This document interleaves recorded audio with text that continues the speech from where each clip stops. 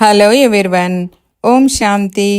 ఈరోజు మీకు నేను స్వీట్ పొటాటో చిలగడ దుంపల చపాతీని ఎలా ప్రిపేర్ చేసుకోవాలో చూపించబోతున్నాను.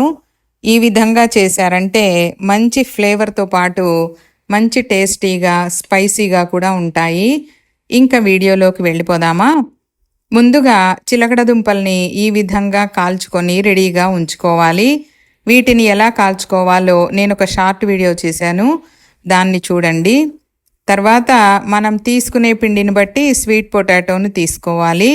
నేను 1 కప్పు గోధుమ పిండిని తీసుకుంటున్నాను కాబట్టి 1 స్వీట్ పొటాటోని తీసుకున్నాను. తర్వాత దీన్ని బాగా మ్యాష్ చేసుకోవాలి. మెత్తగా చేత్తో ఇలా ప్రెస్ చేసుకుంటూ మ్యాష్ చేసుకోవాలి. తర్వాత దీనిలో రుచికి సరిపడినంత ఉప్పు, మనం తీసుకునే గోధుమ పిండిని కూడా కలిపి ఉప్పు కారపొడిని తీసుకోవాలి.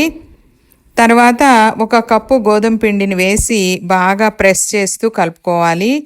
ఉప్పు కారం రుచి చూసుకొని కొద్దిగా నీళ్ళను పోసుకుంటూ ఈ విధంగా చపాతీ పిండిలాగా కలుపుకోవాలి. ఈ పిండి స్టిక్కీగా ఉండాలి, గట్టిగా ఉండకూడదు.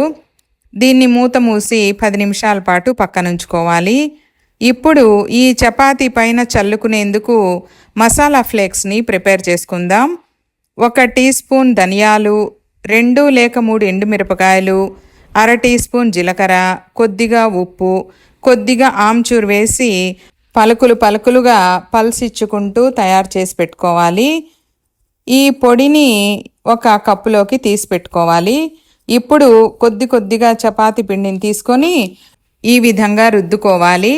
తర్వాత ఈ మసాలా ఫ్లేక్స్ని ఈ చపాతీ పైన స్ప్రెడ్ చేసుకొని చపాతీకి అంటుకునేలాగా లైట్గా ఇలా రుద్దుకోవాలి. చూడండి, ఇలా స్ప్రెడ్ అవ్వాలి. ఇప్పుడు స్టవ్ వెలిగించి ఇనుప పెంకును పెట్టుకొని అది బాగా వేడెక్కిన తర్వాత చపాతీని వేసి 2 వైపులా ఈ విధంగా ప్రెస్ చేస్తూ ఆయిల్ వేసుకొని కాల్చుకోవాలి. ఆయిల్ లేకుండా పుల్కాలాగా కూడా చేసుకోవచ్చు, అది ఎవరిష్టం వాళ్ళది. ఈ విధంగా అన్ని చపాతీలను కాల్చుకోవాలి. ఇవి స్పైసీగా, పుల్లగా, కారంగా బాగుంటాయి. కాబట్టి పెరుగుతో అయినా తినొచ్చు, లేదా బొంబాయి చట్నీతో అయినా తినొచ్చు, అది మన ఇష్టం. ఈ చపాతీలు ఎవరైనా గెస్ట్లు వచ్చినప్పుడు వెరైటీగా చేసి పెట్టేందుకు చాలా బాగుంటాయి.